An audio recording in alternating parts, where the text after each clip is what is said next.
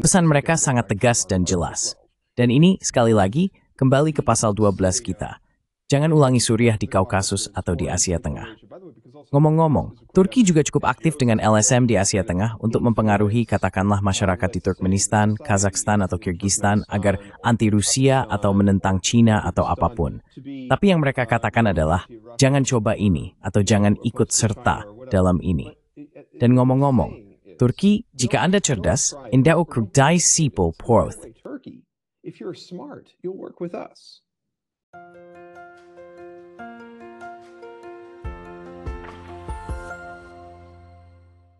Hello everybody.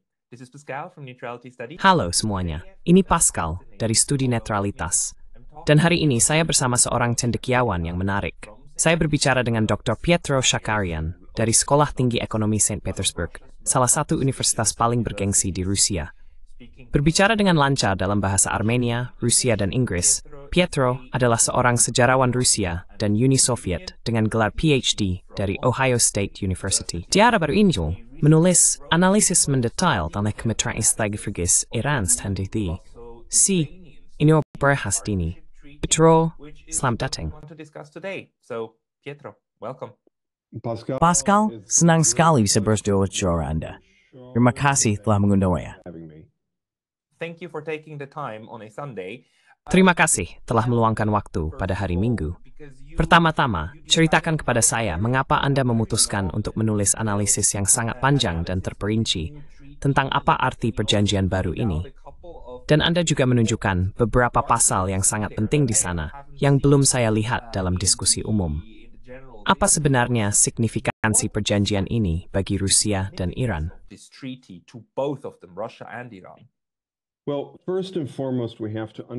Nah, pertama-tama kita harus memahami perjanjian ini sebagai cerminan dari penguatan hubungan Rusia-Iran, khususnya dalam 10 tahun terakhir. Tetapi Anda bahkan bisa memperluasnya hingga 30 tahun terakhir. Sekarang, saya bisa kembali lebih jauh dalam sejarah, bukan? Saya memulai artikel saya dengan tahun 1829 dengan misi Kostromirza ke Saint Petersburg setelah kematian Alexander Gorbachev. Sedharma Rusia di titik itu hingga ini sedikit lebih bervariasi. Maksud saya, ada beberapa pasang surut dan sebagainya. Saya tidak memiliki sepenuhnya fokus utama secara intuitif berbanja.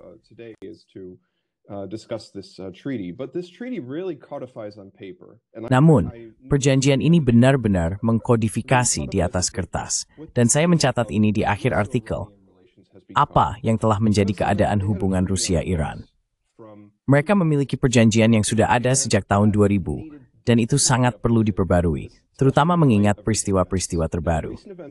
Sekarang, apa yang saya maksud dengan peristiwa terbaru? Secara khusus, kita melihat kolaborasi Rusia-Iran terkait Suriah, terutama selama periode 2015, tepat 8 tahun yang lalu sekarang. Sulit dipercaya betapa cepatnya waktu berlalu. Namun secara khusus, ada juga perkembangan di Kaukasus, serta di Gaza dan Ukraina.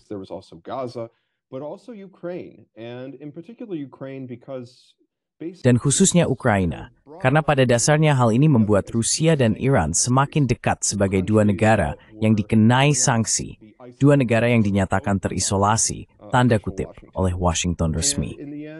Dan pada akhirnya, kita melihat sebenarnya mereka membuktikan kepada dunia bahwa mereka menentang isolasi ini. Dan pertanyaannya adalah, seberapa terisolasi sebenarnya mereka? Maksud saya, kita melihat di sini artikel dalam perjanjian ini misalnya. Dan ini adalah artikel yang mungkin paling banyak dibahas tentang bagaimana mereka akan melewati SWIFT. Mereka akan menciptakan mekanisme pertukaran ekonomi baru. Mereka juga membahas langkah-langkah dukungan sanksi timbal balik. Mereka tidak akan mendukung tindakan koersif sepihak terhadap penandatangan lainnya, dan seterusnya.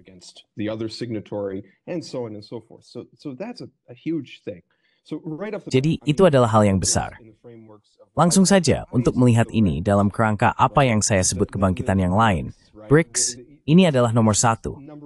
Ini adalah gagasan tentang Rusia dan Iran bersatu sebagai bagian dari kebangkitan yang lain ini. Namun, ada juga komponen pertahanan yang signifikan dalam perjanjian ini. Ini tidak berarti aliansi. Pejabat Iran mengatakan itu, dan pejabat Rusia mengatakan itu.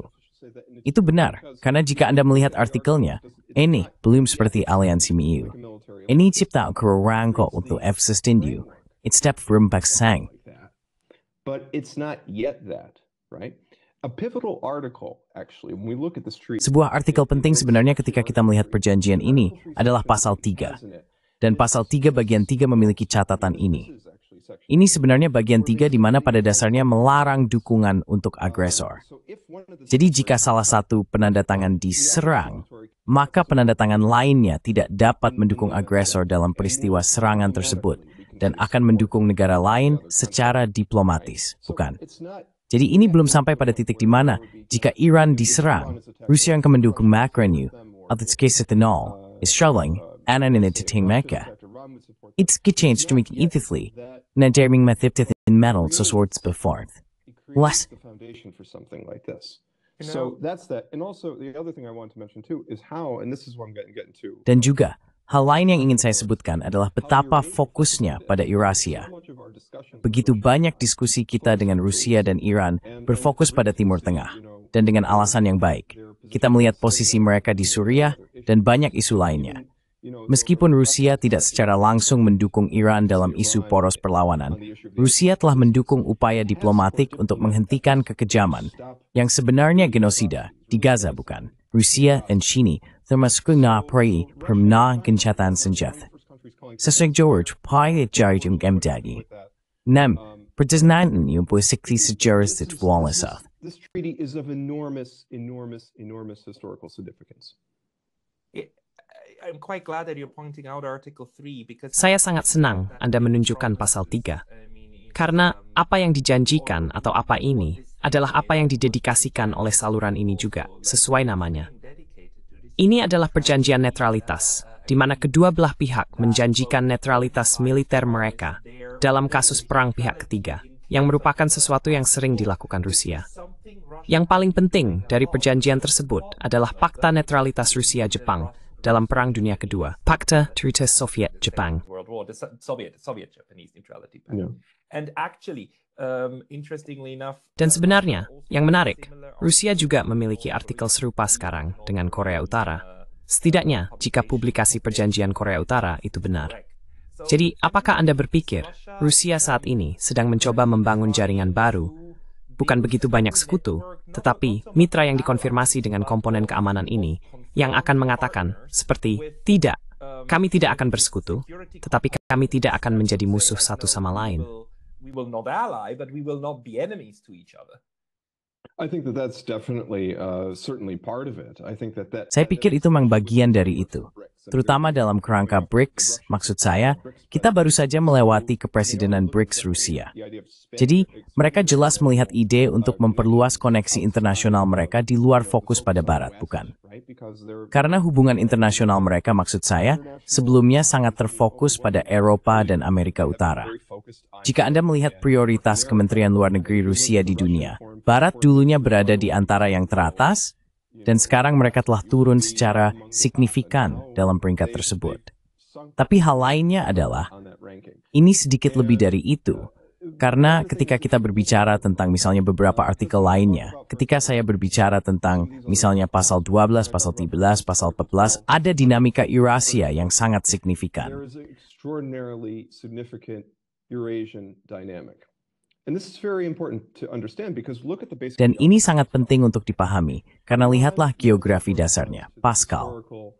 Iran sebagian besar sesuai dengan dataran tinggi Iran yang bersejarah, bukan? Atau kita juga bisa menyebutnya benua budaya Iran atau Persia, yang mencakup, maksud saya, kita juga berbicara, ini bisa secara informal termasuk dalam gagasan Iran Raya, negara-negara di Kaukasus dan Asia Tengah, dalam semacam lingkup Persia informal ini. Namun sebenarnya, Asia Tengah dan Kaukasus, area ini adalah zona pengaruh budaya bersama, bisa kita katakan antara Rusia dan Iran, secara historis kembali berabad-abad. Kita mikirkan Uzbekistan misalnya. We think about, Uzbekistan, for example. We look at the great cities of Samarkand, right? There's enormous. Kita melihat kota-kota besar Samarkand. Ada pengaruh Persia yang sangat besar di tempat-tempat ini. Jadi Anda memiliki itu, tetapi juga sangat penting bagi Rusia dan Iran dalam kerangka keamanan, dalam dinamika keamanan. Karena juga diketahui bahwa Barat, khususnya para pendukung perang Barat dan energi besar Barat, ingin masuk ke wilayah ini untuk melemahkan pengaruh Rusia, Iran, dan juga China. Karena Asia Tengah berbatasan dengan China, bukan? Dan selalu ada visi untuk tercoba zikziwat dengan Kaspia itu. Semithit, yuri mitra luas, apa yang sekarang dititfa Baku dibilis diu, repemero, and kami tingita ke Turkmenistan. Further east across the Caspian to Turkmenistan. Turkmenistan is a country that has maybe the world's... Turkmenistan adalah negara yang mungkin memiliki cadangan gas alam terbesar keempat atau kelima di dunia. Sangat penting. Ini juga tidak termasuk Kazakhstan dan Uzbekistan. Negara-negara di Asia Tengah ini sangat-sangat kaya energi.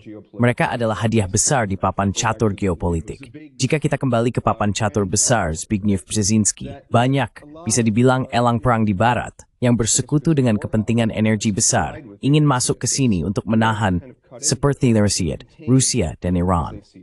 Dari two hands, bermuscle to place, sepenuhnya didedikasikan itu ke Caspia.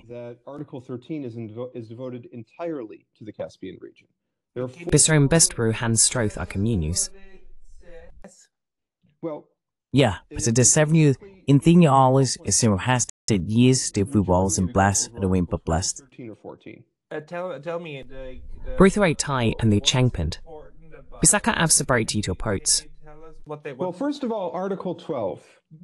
Pertama-tama, pasal 12 dari perjanjian-perjanjian ini pada dasarnya mewajibkan para penanda tangan, seperti yang saya tulis dalam artikel saya, untuk mempromosikan penguatan perdamaian dan keamanan di wilayah Kaspia, Asia Tengah, Transkaukasia, yang merupakan Kaukasus Selatan dan Timur Tengah. Ini secara tegas menyerukan pihak-pihak untuk bekerja sama dengan tujuan mencegah campur tangan dan kehadiran yang mengganggu dari negara-negara ketiga. Yang tentu saja berarti Peramenal and Tuberstexemdi Inggris, Piper memuji 30% saham di BTC. Has a 30% stake in the BTC pipeline. Also Israel, also the... Juga Israel dan juga negara-negara Uni Eropa. Anda bisa memasukkan Turki dalam hal itu, meskipun mungkin ada beberapa perdebatan. Apakah Turki bagian dari wilayah ini, atau apakah itu penyusup? Bukan. Dari sudut pandang Iran dan Rusia, pandangan terhadap Turki tidak begitu positif sejak peristiwa di Suriah, bukan? Tapi juga, itu melawan negara ketiga. Jadi itu satu artikel utuh. Itu adalah fokus utamanya. Dan pasal 13 Kaspia merinci secara spesifik dalam 4 bagian ini, pentingnya wilayah ini bagi Rusia dan Iran dalam hal Anda tahu, mungkin kita bisa mengatakan kerjasama keamanan, kerjasama ekonomi, kerjasama Utara Selatan. Bukan. Kita berbicara koridor Utara Selatan ini.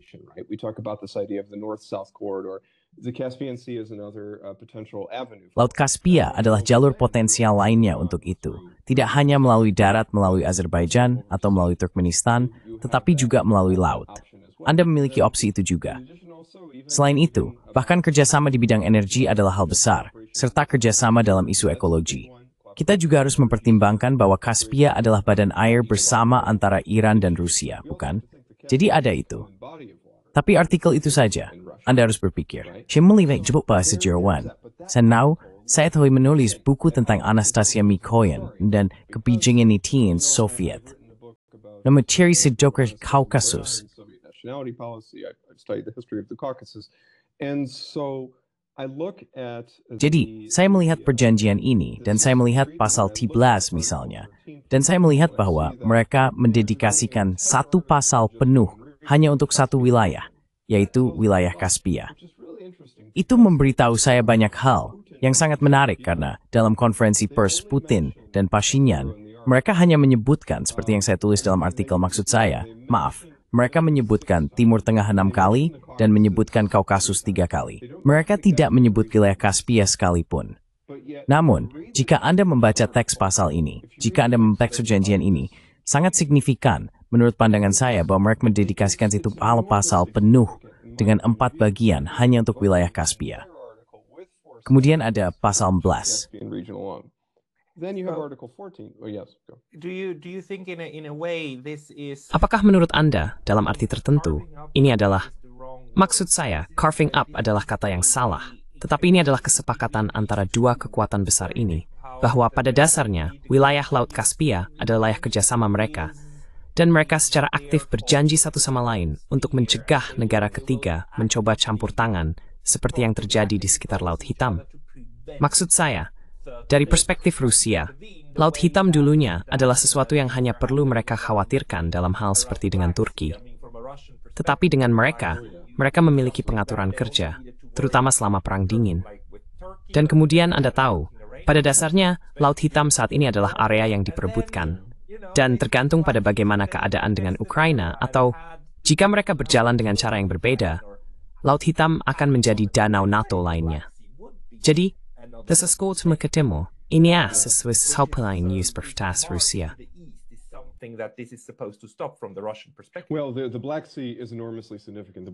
Nah, Laut Hitam sangat penting.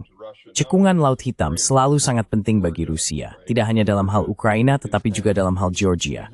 Saat ini, Georgia dengan sangat cerdas, sangat bijaksana, saya katakan mengembangkan vektor geopolitik pro-Georgia yang independen, bukan pro-Barat, tidak harus pro-Rusia. Mereka mengejar vektor geopolitik pro-Georgia, bukan? Sayangnya, pemerintah itu berada di bawah tekanan besar dari Barat untuk secara tegas bersekutu dengan Barat. Men-step to Munaval, Korjevenlat Musketi is scarny of within Rusia Slathas. Esen?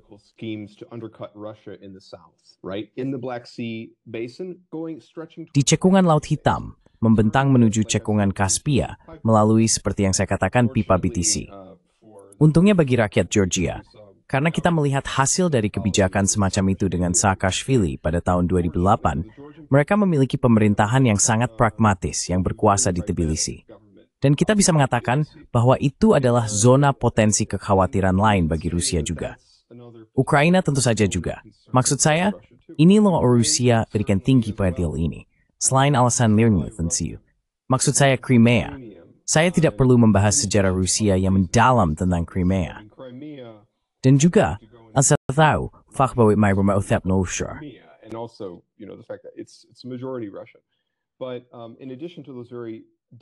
Namun, selain alasan emosional yang sangat mendalam, keterikatan emosional yang mendalam, maksud saya, kita juga berbicara tentang sejarah Perang Crimea, Perang Dunia II, dan seterusnya.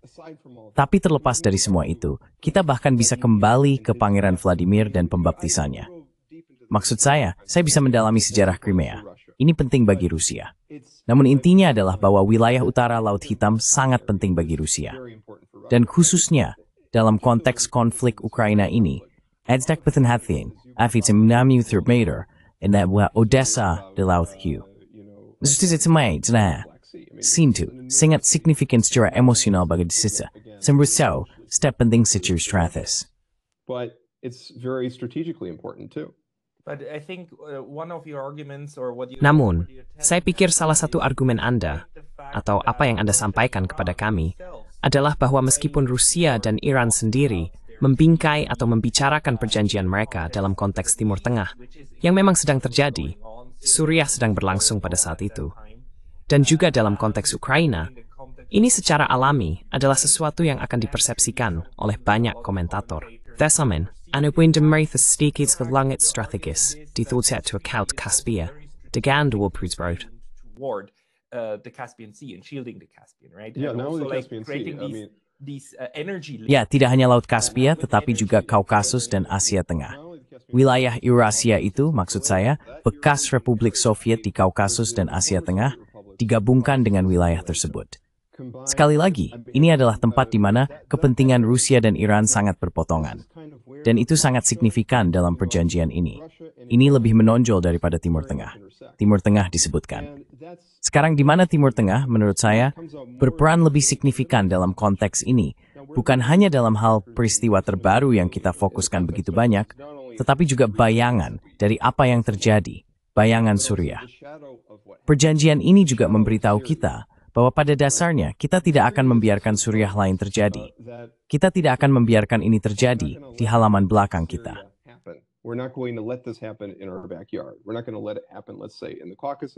Kita tidak akan membiarkan hal itu terjadi, katakanlah, di Kaukasus atau di Asia Tengah atau dimanapun. Benar.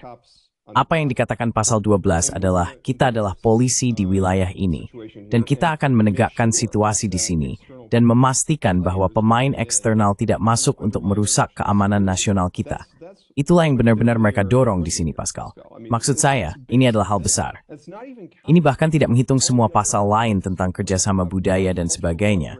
Promosi sastra Persia di Rusia, sastra Rusia di Iran, dan sebagainya. Tapi ini sangat signifikan, terutama ketika kita memperhitungkan adanya negara-negara kecil di wilayah tersebut. Anda memiliki misalnya Armenia. You have, for example, Armenia. You have Nikol Pashinyan. He's flirting with the West. Anda memiliki Nikol Pashinyan. Dia menggoda Barat dengan Uni Eropa. Bukan langkah yang sangat cerdas. Kita melihat bagaimana pertunjukan ini berakhir dengan Mikhail Saakashvili. Bagi Armenia, implikasi keamanannya sangat serius dan sangat mengerikan. Tetapi juga Ilham Aliyev di Azerbaijan, meskipun dia berbicara baik dengan Putin, pada akhirnya dia sangat dekat dengan Israel, dengan Turki, dengan NATO di wilayah tersebut. Dan tentu ada kekhawatiran bahwa, Anda tahu, dia mungkin bisa menyerang Armenia, mungkin mengambil wilayah yang dikenal sebagai koridor Zangezur, atau sebenarnya lebih dikenal sebagai provinsi Syunik, tetapi wilayah historis Zangezur di selatan Armenia. Dan itu bisa memutuskan Iran dari Uni Ekonomi Eurasia.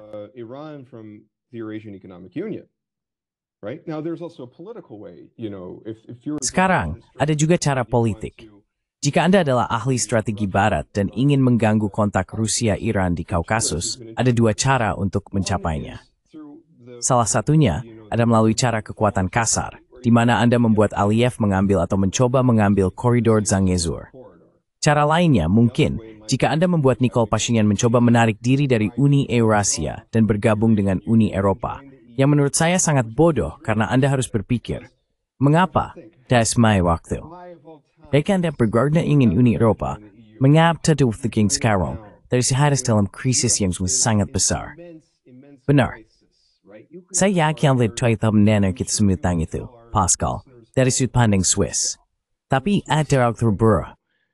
But this is the worst time But this to go seems with to the be EU. his strategy. I mean, even Tapi ini tampaknya menjadi strateginya. Maksud saya, meskipun begitu, Pashinyan dan omong-omong juga Georgia, pemerintah Georgia secara resmi mengatakan, kami masih ingin bergabung dengan Uni Eropa. Kami hanya tidak setuju dengan semua intimidasi yang terjadi dan beberapa persyaratan, tapi mereka masih sangat pro-UA. Dan ini adalah kenyataan yang juga perlu kita hadapi, meskipun ini bukan waktu yang tepat. Kedua negara ini, Armenia dan Georgia, akan adaptasi semanifold sulit stupai simpel memproduksi sprang terperwok kombrah, dan entusiasming spefthais and dipesah pas bersemasa. Benar-benar 100%. Absolutely, 100%. And they've already benefited enormously from. Mereka sudah mendapatkan manfaat besar dari kebangkitan ekonomi Rusia. Karena saya bisa katakan, tinggal di Saint Petersburg, bahwa kota itu sangat makmur. Bukan seperti yang mereka katakan. Maksud saya sudah kembali ke Amerika, dan orang-orang bertanya kepada saya, apakah orang-orang kelaparan di Rusia? Seolah-olah seperti tahun 1919 atau semacamnya. Dan saya bilang tidak benar-benar. Ini benar-benar berbeda dari yang Anda pikirkan. Maksud saya, Anda harus datang to smaling. Ini wapteran. En saya subay smalith en bukamaperi kamay nawas place. I even went to the regions. I went to the villages. I went to the Karelia. Saya pergi ke desa-desa. Saya pergi ke Republik Karelia. Saya pergi ke Petrozavodsk. Dan saya melihat desa-desa ketika saya berada di kereta dari Saint Petersburg ke Petrozavodsk. Sangat menakjubkan bagaimana ada rumah-rumah yang baru dicat dan bunga-bunga.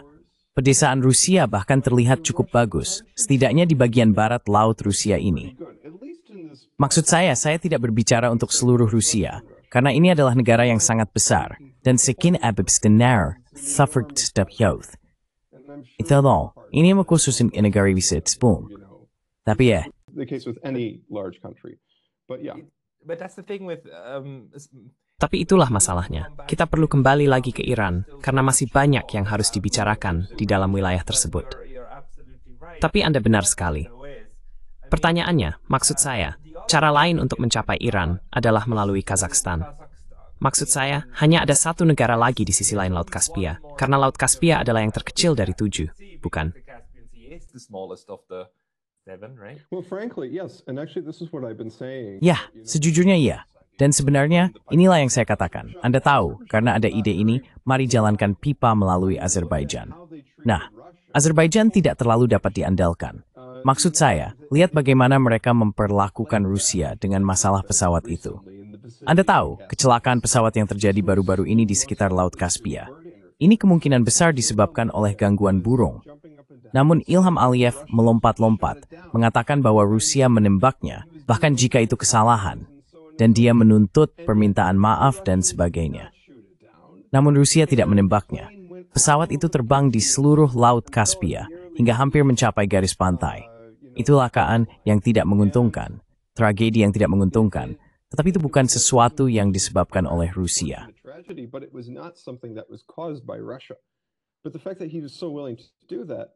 Tetapi fakta bahwa dia begitu bersedia melakukan itu, jika saya adalah Rusia, terutama setelah seluruh urusan Suriah, saya akan melihatnya dengan sangat-sangat curiga. Sekarang, saya pikir ide Rusia dan Iran adalah bahwa jika kita menjalankan pipa Kaspia itu melalui Azerbaijan, maka kita bisa mengendalikan Aliyev lebih banyak. Tetapi, selalu ada risiko bahwa Anda bisa mengulangi apa yang terjadi dengan Turki, di mana kita memberikan barang kepada Turki, kita memberikan segala macam konsesi, dengan harapan mereka akan lebih masuk akal bahwa mereka tidak akan melakukan hal-hal gila. Tetapi kemudian apa yang terjadi? Turki bersekutu dengan Israel. Dan hal berikutnya yang kita tahu, HTS ada di Damaskus, benar? Dan Rusia dan Iran tidak ingin melihat itu terulang. Jadi sebenarnya, jika saya adalah Rusia dan Iran, sejujurnya, saya akan berpikir untuk membuat pipa itu melalui Kazakhstan, seperti yang Anda katakan, dan Turkmenistan. Kazakhstan, like you say, and Turkmenistan. Not only are those countries bukan hanya negara-negara tersebut. Anda tahu, rezim politik yang dapat diandalkan. Pemerintah yang benar-benar, kita bisa katakan pada akhirnya cukup bersahabat dengan Rusia dan Iran. Sebenarnya, mereka sangat bersahabat dengan Rusia dan Iran. Tetapi juga Barat sedang merayu, khususnya perusahaan energi besar. Dan mereka benar-benar berusaha keras untuk merayu Turkmenistan agar menjadi bagian dari pipa Trans-Kaspia. Jika saya memberi saran, jika saya mengatakan ini kepada, katakan Rusia, saya akan mengatakan, dan kepada Iran, saya akan mengatakan, jika benar-benar ingin menyelesaikan situasi di sana, Anda ingin membuat mereka lebih berpihak pada Anda. Bukan? Dan pipa akan menjadi cara yang baik untuk melakukannya. Saya yakin orang Turkmenistan tidak akan keberatan.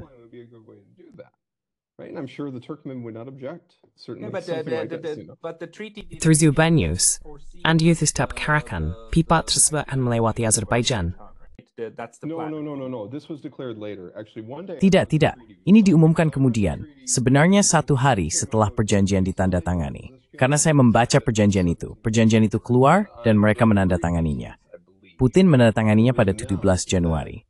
Kemudian pada 15 Januari, saya percaya diumumkan bahwa ada ide untuk menjalankan pipa melalui Azerbaijan, Republik Pasca Soviet Azerbaijan, yang juga penting untuk diketahui karena ada detail lain yang sangat signifikan dari perjanjian ini. Ketika kita kembali membahas tentang pertahanan, Pasal 3 bagian 4 mewajibkan para pihak untuk tidak mendukung gerakan separatis di wilayah masing-masing. Sekarang, Iran memiliki sejarah yang sangat sulit dengan ini, karena, sayangnya, Rusia, sebagai Uni Soviet, Ugada Vimy Sportoren Semperamber, Situap Lithinia Spiluk 4, dengan Republik Kurdi di Mahabad.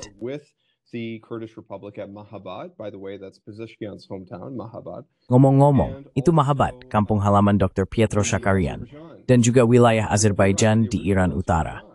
Sekarang, wilayah Azerbaijan yang asli adalah Azerbaijan Iran. Nama Republik Azerbaijan diadopsi jauh kemudian, pada tahun 1915. Tapi itu sejarah yang rumit. Intinya adalah bahwa Anda juga memiliki kasus di mana, dalam beberapa dekade terakhir, Republik Azerbaijan pasca Soviet yang dipimpin oleh Ilham Aliyev dengan dukungan Israel dan juga dukungan Amerika, terutama dengan dukungan Amerika, memang inspirasi menyungkin milim dipenuhi oleh orang Azerbaijan di antara. Sebagian besar Iran Utara dihuni orang Azerbaijan. Itu ada orang Azerbaijan Iran. And these kind of irredentist designs are even played. Dan jenis-jenis desain irredentis ini bahkan dibesar-besarkan, seperti yang saya katakan, oleh Anda tahu rekan-rekan di Atlantic Council, seperti Brenda Schaffer. Jadi ini adalah sesuatu yang menjadi perhatian Iran, ditambah juga masalah separatisme.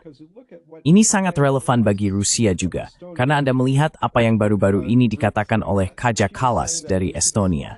Dia mengatakan bahwa kita seharusnya bercita-cita tidak hanya untuk kekalahan Rusia di Ukraina, tetapi juga perpecahan Federasi Rusia itu sendiri. Dan sudut pandangnya juga didukung oleh banyak pakar di Washington misalnya, di Hudson Institute, yang neokonservatif. Jadi ini relevan bagi Rusia dan Iran, masalah separatisme ini. Dan itu adalah hal lain juga yang harus mereka pertimbangkan.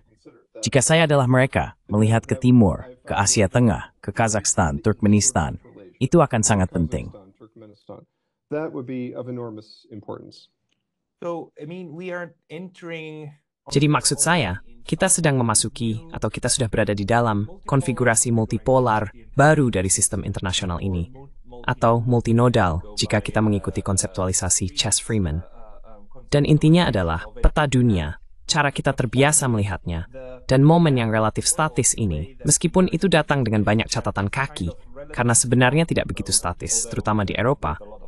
Tidak lagi demikian. Kita sekarang di dunia di mana Amerika Serikat berkata, oh, omong-omong, Greenland tak menjadi milik kita. Dan Kanada, mengapa tidak gabung dengan kami? Temin amat radius dan Pama. And we're going to get the Panama Canal, and Alexander Mercuris is saying like, yeah, this is. Dan Alexander Mercuris mengatakan seperti, ya, ini adalah kembalinya pengaruh atau kepentingan. Dan kita melihat sekarang Suriah. Suriah pada dasarnya sudah hilang. Sebagian besar dari itu, sebagian darinya, sekarang sedang diintegrasikan ke dalam Israel atau ke dalam zona pendudukan Israel. Maksud saya, Israel sendiri adalah negara yang terus berubah dan tidak memiliki solusi konkret. Tapi kita juga melihat bagaimana Turki mengambil bagian yang baik darinya. Dan Anda tahu, kita melihat bagaimana negara-negara mencoba untuk merombak peta. Dan apakah Anda berpikir, apakah Anda menafsirkan perjanjian yang kita bicarakan sebagai sesuatu yang menuju ke arah itu? Atau lebih sebagai sesuatu yang mencoba mengatakan seperti, tidak, kita akan mencoba menciptakan stabilitas di wilayah tersebut, sehingga kita dapat berbisnis satu sama lain. That we can do business with each other. I think it's definitely the latter option. Saya pikir itu pasti pilihan yang kedua. Mereka tidak ingin melihat pembubaran tatanan pasca Perang Dunia II. Maksud saya, mereka tidak ingin melihat secara pasti dunia di mana yang kuat yang menang, bukan? Atau hak dari yang kuat. Anda mendengar jenis-jenis poin pembicaraan ini sekarang, yang bisa kita ambil misalnya, ketika kita berbicara tentang Greenland. Poin-poin retorika semacam ini bahwa kita bisa mengambil Greenland secara militer. Ini bukan pandangan Rusia dan Iran. Frank Step Hopar. In the view of Russia and Iran, they don't want this, right? On the other hand, they don't want, Ya, di sisi lain, mereka tidak ingin negara pihak ketiga campur tangan di wilayah tersebut untuk menciptakan kekacauan dan konflik, dan seterusnya. Namun, mereka membayangkan pada dasarnya sebuah area kerjasama di mana negara-negara mewakili kepentingan mereka sendiri. Dan jika mereka cerdas, ini adalah jika yang sangat besar. Jika mereka cerdas, mereka akan melihat manfaat bekerja sama dengan negara-negara tetangga mereka, seperti Rusia dan Iran secara ekonomi, Mlades, Slowery, and strength. through business, through energy, and so on and so forth. In this sense, it's a counter strategy to. Dalam pengertian ini adalah strategi untuk melawan upaya AS dan Israel di wilayah tersebut. Karena sekarang sudah sangat jelas bahwa seluruh proses pemikiran tentang bagaimana membuat Israel makmur adalah dengan menghancurkan semua orang di sekitarnya, bukan? Hancurkan semuanya, dan pastikan bahwa semua orang saling bertarung, sehingga Anda bisa makmur. Well, I mean that's the idea, but Ya, maksud saya, itulah idenya. Tapi, Anda tahu, maksud saya bahkan dalam jangka panjang Anda harus bertanya pada diri sendiri, apakah ini bahkan baik untuk keamanan Israel? Saya pikir ini buruk, tetapi saya memang berpikir ini adalah strategi yang akan mereka kejar. Tapi saya setuju dengan Anda. Itulah strateginya, sayangnya. Dan ini kembali bahkan ke Irak. Anda tahu, ketika kita melihat Irak, kita melihat tidak hanya Irak, tetapi juga Libya. Lihat Suriah. Ini terus berlanjut. Dan saya pikir, Anda tahu, sejujurnya, perjanjian ini mengatakan tidak, kita tidak akan memiliki. Sayangnya, ada beberapa spekulasi isik mga maawa. Anda tahu Iran seperti Syria. Anda tahu bahwa di bawah sanksi yang begitu besar. Dan semua itu,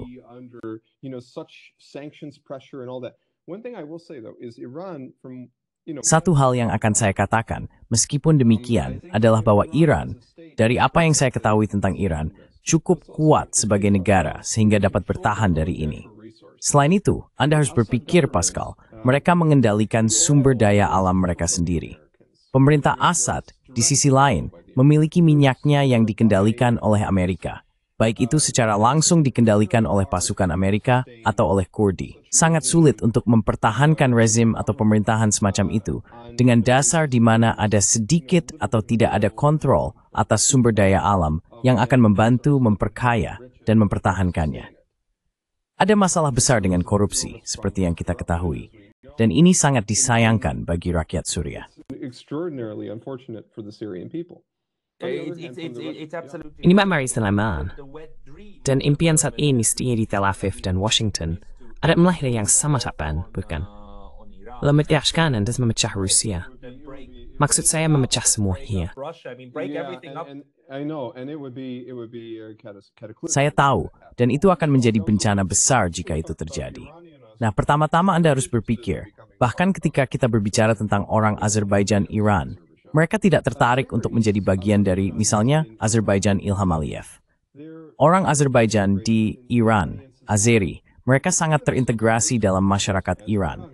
Mereka melihat diri mereka pertama dan terutama sebagai orang Iran. Dan contoh yang bagus dari itu adalah Presiden Raisi. Juga Khamenei, omong-omong, berasal dari Azerbaijan. Maksud saya mereka sangat terintegrasi dalam budaya Iran dan elit Iran. Anda tahu Azerbaijan dalam banyak hal, maksud saya bagi Iran, hampir seperti Anda bisa menyamakannya, mungkin dalam hal hubungan historisnya dengan Manchuria dan Baghdad.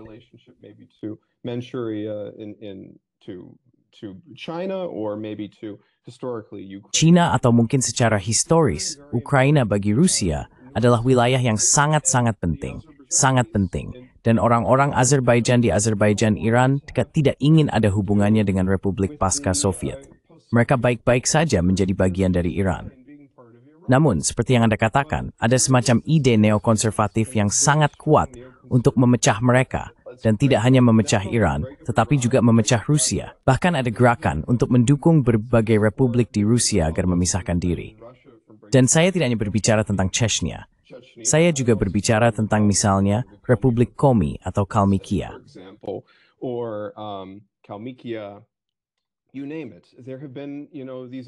Anda menyebutkannya. Anda tahu upaya-upaya untuk memecah belah Rusia. Dan upaya pemecahan ini mungkin tampak seperti rencana besar yang luar biasa bagi pemikir tertentu di Beltway di Washington DC. Tetapi bayangkan konsekuensi besar dari hal ini. Jika itu berhasil, itu tidak akan berhasil. Tetapi jika berhasil, itu akan menjadi bencana bagi Eurasia. Bayangkan semua masalah keamanan yang akan Anda hadapi. Semua masalah baru yang akan muncul. Emeni juga dorigiri kena ini tol. Anyodothik Thines Town. And number pensional windows. Easy. Ithangin Qthout. And the ink Natswo pass. And this may affect us. It's Stangy or Mongolia. Ini bukan Suriah. Ini bukan sebesar Mongolia. Maksud saya itu adalah 10 tahun perang ketika Balkan pecah di Yugoslavia. Dan itu benar-benar mengerikan. Dan itu juga buruk bagi orang Eropa, yang membuatnya gila bahwa orang Eropa di Uni Eropa semua mendukung strategi bodoh semacam ini. Tapi ada satu kartu liar lagi yang ingin saya dapatkan pandangan Anda, yaitu Turki. Secara historis, Turki selalu bernaung dengan semua orang. Das är med now for one så sama lain. Dan man hamek kan ju mest hamna som en swiskerskrang. Dan juga melihat dunia Turki, maksud saya, dunia Turki yang meluas hingga Turkmenistan.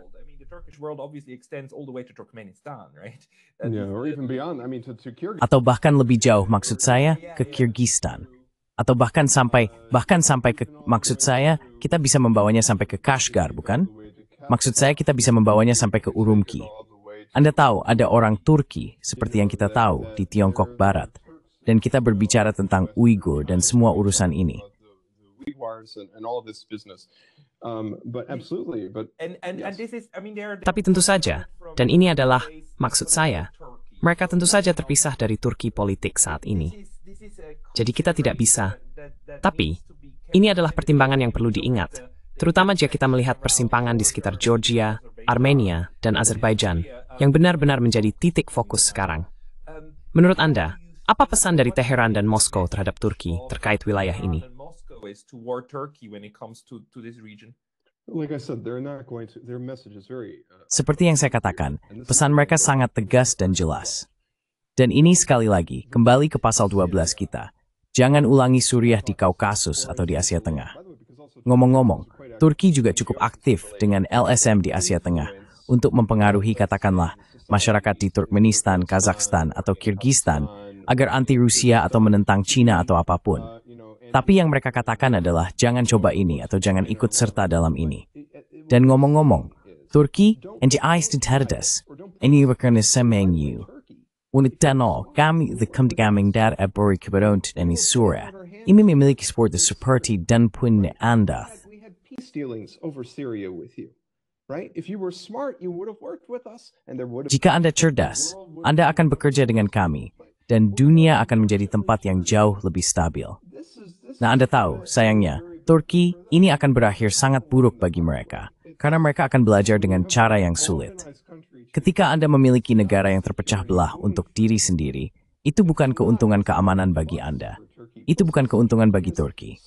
Selain itu, Turki memiliki begitu banyak masalah lainnya. 25 hingga 30% dari populasi Turki adalah orang Kurdi. Tidak ada upaya serius dari pemerintah Turki manapun untuk mengintegrasikan orang-orang dan wilayah-wilayah ini ke dalam Turki. Hanya ada perang dan penindasan terhadap kebangsaan Kurdi.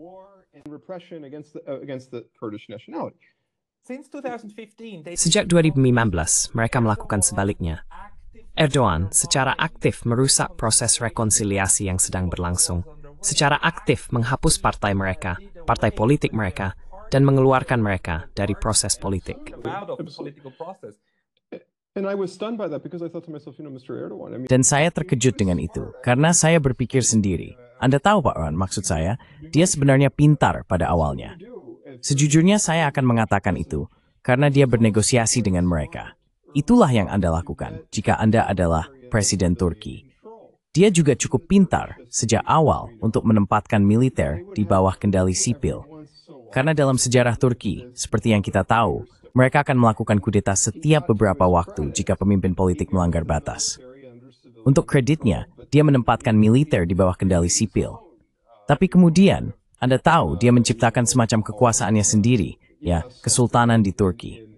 Dan saya pikir sejujurnya sekali lagi, jika mereka pintar, mereka akan bekerja sama dengan Rusia dan Iran, bukan?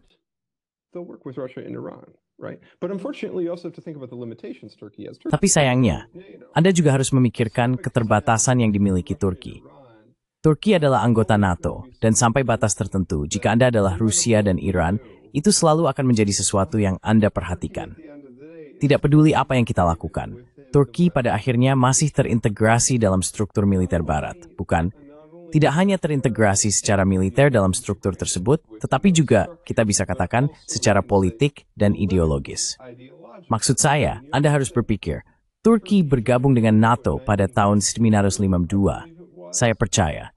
Dan mereka telah bekerja sangat dekat, melakukan latihan militer dan kerjasama militer dengan Amerika Serikat. Mereka telah dilatih selama beberapa dekade untuk membenci Rusia, membenci komunis, dan itu tidak akan berubah dalam semalam. Itu tidak akan berubah dalam semalam.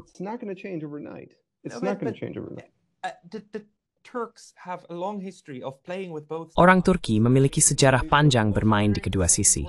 Maksud saya, juga selama Perang Dunia Kedua, hal terbaik yang terjadi pada Turki adalah ketika Jerman menyerang Uni Soviet. Karena itu menghilangkan semua tekanan dari mereka. Dan ketika kita melihat Iran, Anda tahu, dalam Perang Dunia Kedua, Uni Soviet dan Inggris Raya menyerbu mereka untuk mencegah segala bentuk kerjasama Iran, terutama dengan pengiriman minyak ke Jerman.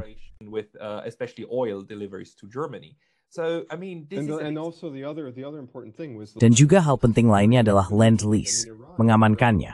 karena Anda harus memikirkan Iran secara geografis. Pertama-tama, ada juga sejarah di sana. Bahkan sayangnya, pada awal abad ini, di mana Inggris dan Rusia sebagai kekaisaran Rusia telah membagi Iran menjadi wilayah pengaruh. Rusia sebenarnya terlibat dalam intervensi selama periode revolusi konstitusional Persia. Tetapi kita melihat periode Perang Dunia II ini, elemen besar dari pasukan Lend-Lease untuk mengamankan elu pasukan Urbalvert dan Uni Soviet. Dan ia menisai.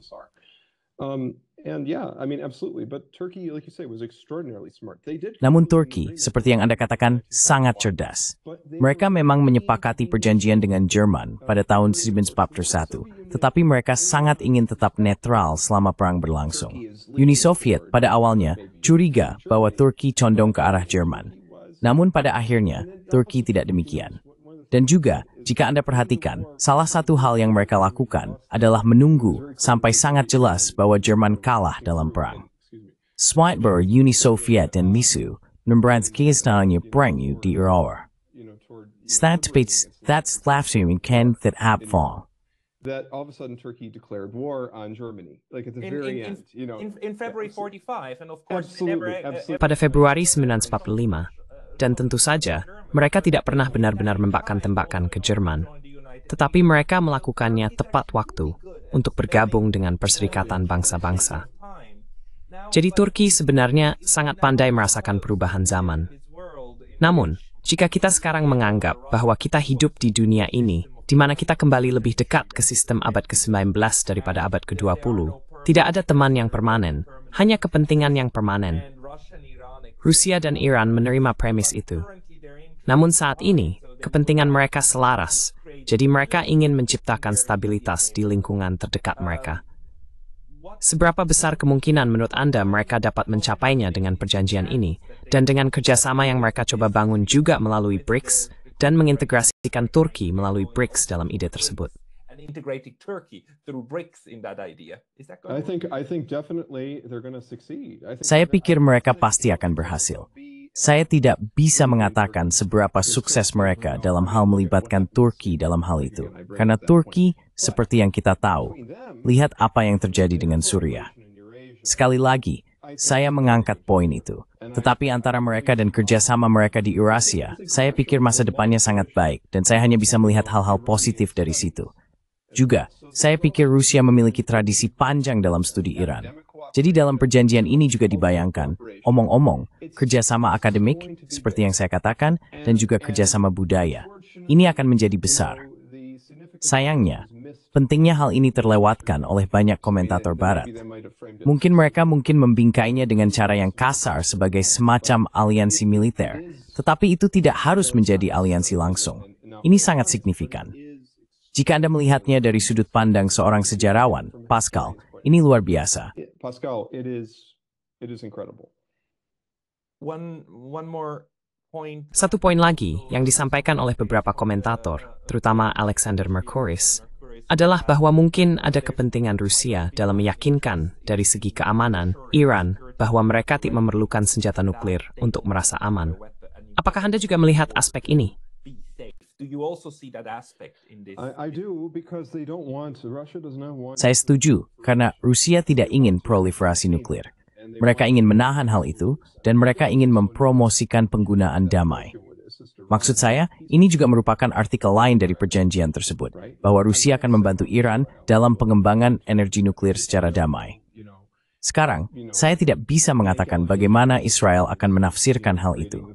Israel mungkin membuat tuduhan bahwa Iran sedang membuat bom atau semacamnya untuk menciptakan alasan untuk berperang dengan mereka. Tapi saya pikir, pada akhirnya, Rusia tidak akan membiarkan skenario seperti itu terjadi. Saya pikir Rusia tidak ingin Iran mengembangkan senjata nuklir, dan saya pikir orang-orang Iran sendiri tidak ingin mengembangkan senjata nuklir. Satu-satunya alasan ide ini muncul adalah karena mereka berpikir, jika kita tidak punya pilihan, jika kita dags idiri mithwanstor, it chooses membangklis nuklir. We have to develop a nuclear weapon, right? It's very important. Sangat hayu untuk menunjukkan bahwa Ayatollah Khomeini asuh that end. Kita komunik wimi itu karena bertentangan dengan izin Tuhan. giftings of God. This is an ungodly weapon. This is important. Ini adalah poin yang sangat penting, dan semua orang melewatkan detail itu, yang cukup signifikan di Barat.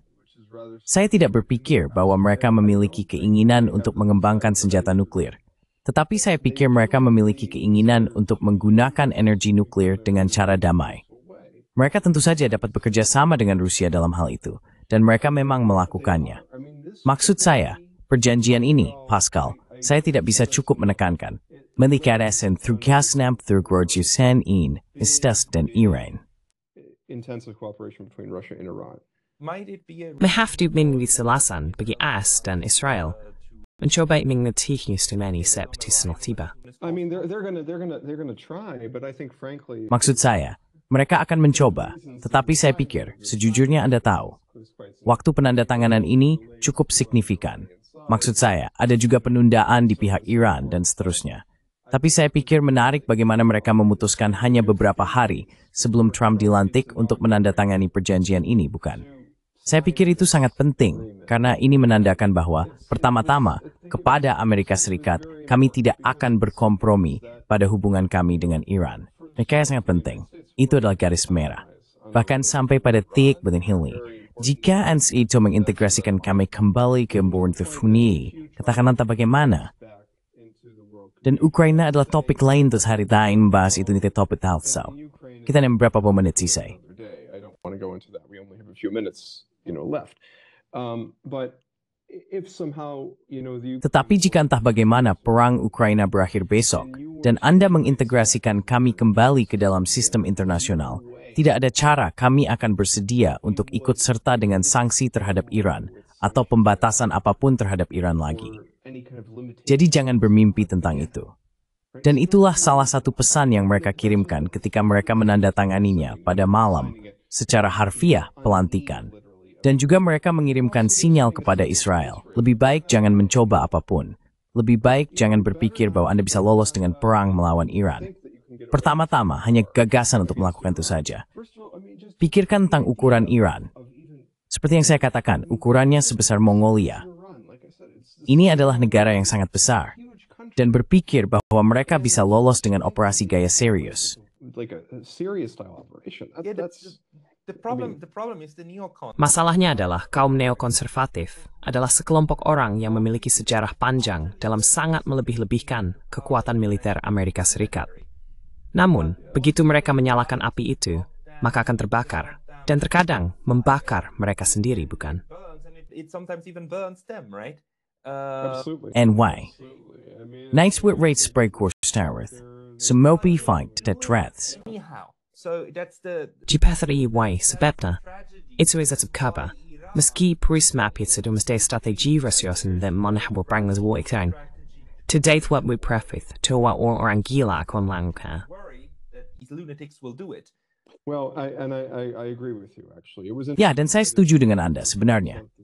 Itu cukup menarik, karena saya baru-baru ini berada di konferensi di Yerevan, dan ada seorang kolega Amerika di sana, dan ada seorang kolega Rusia di sana. Itu menarik, karena kolega Amerika mengatakan, Anda tahu bahwa dia berpikir Netanyahu akan mendorong perang dengan Iran. Dan Anda tahu, kolega Rusia mengatakan, ya tidak, saya tidak berpikir dia sebegitu gila. Tapi, Anda tahu, Anda tidak boleh meremehkan mereka, bahkan jika itu terlihat sepenuhnya tidak rasional, kan? Mereka mungkin akan melanjutkan dan benar-benar meluncurkan serangan. Dan itu akan sangat mengacaukan dan sangat tragis. Tapi itu tidak menghentikan mereka. Maksud saya, kita melihatnya terjadi berulang kali. Seperti yang dikatakan Jack Matlock, mantan duta besar AS, Anda tahu, definisi kebodohan adalah melakukan hal yang sama berulang kali. Dan itulah yang mereka lakukan dengan Irak, dengan Libya, dengan Suriah. Itu tasbihmat. With Syria, it goes on and on and on. And Tapi intinya adalah, ini berhasil jika strateginya adalah menghancurkan segalanya, bukan? Dan bahkan jika tidak ada yang mengucapkannya, bahkan jika mungkin tidak ada yang memikirkannya, inilah yang saat ini terjadi, yang secara alami terjadi di wilayah itu. Maaf, maksud saya, apa yang sedang terjadi di sana? Dan jika mereka melanjutkannya, mereka mungkin akan mencobanya dengan Iran. Mungkin saja. Well, unfortunately, Ya, sayangnya, maksud saya, ya. Dan itulah mengapa Iran tidak memiliki ilusi tentang itu. Begitu juga Rusia. Dan hal lain yang bisa kita katakan adalah, jika Anda adalah negara kecil, kan, dalam permainan besar ini, apakah Anda Armenia, Georgia, atau Azerbaijan, strategi terbaik yang bisa Anda ambil adalah, dan saya pikir Anda akan mendukung ini, netralitas. Cobalah bekerja sama dengan kekuatan yang lebih besar dan bergaul. Dan sebenarnya Anda tahu apa yang dilakukan itu. Itu memperbaiki, menjadikan netral and niarbubin. Remnimits is subject hub international, bukan objek hukum internal. Subject of international law, not an object of international law. Tragedi Ukraina adalah bahwa negara itu sepenuhnya aman, baik-baik saja, dan sehat selama benar-benar netral. Begitu ia menjauh dari itu, keamanan terbesar bukanlah memiliki bom terbanyak. Keamanan terbesar adalah tidak ada yang ingin menyerang Anda. Ya, benar sekali.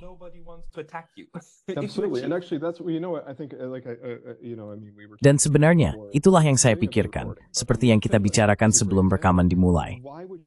Finlandia adalah contoh yang bagus. Ketika Anda menawarkan netralitas Anda membuang kedaulatan Anda. Anda membuang kemampuan Anda untuk menjadi pemain. Finlandia adalah pemain ketika netral. Hal yang sama dengan Swedia. Itu adalah pemain ketika netral. Dan saya sebenarnya sedikit khawatir bahkan tentang Swiss dari beberapa laporan berita yang saya dengar sesekali. Jadi ya, Jorger Sturrups, septuenal zerf helgitses, skibmaiks en het redel. Tumken inibat geopolitik imam ini. Sepenuhnya setuju. Dan untuk negara gian besar, mereka membuat kesepakatan besar lain. Jadi Dr. Pietro Shakarian, orang yang membaca analisis Andi, mana mereka harus pergi? Remangstad dari protein kesepakatan as Rusia. Kami jadi same growth membawa at end. That is slinga bear komina to resound through paran as Rusia. US-Russia Accord. I'm so used to saying East-West Accord, but they should go to the American Committee for US-Russia Accord. They'll find it there. And also Anti-sex statisan and juga antiwar.com. Ang lagi, this web antiwar.com din ko dan thumomang mo ito kasparan as Rusia. Itulah, then that's that is. Semua, Anda sudah menang harus bergerak. Dan kami pasti akan mengundang Pietro ke Mall Selawait-Saim. Dr. Pietro Shakarian, terima kasih banyak atas waktunya. Pascal, dan for Wraith to Newdy, and the more staff and Brainton Stapsley and O'Thilly. on this Sunday.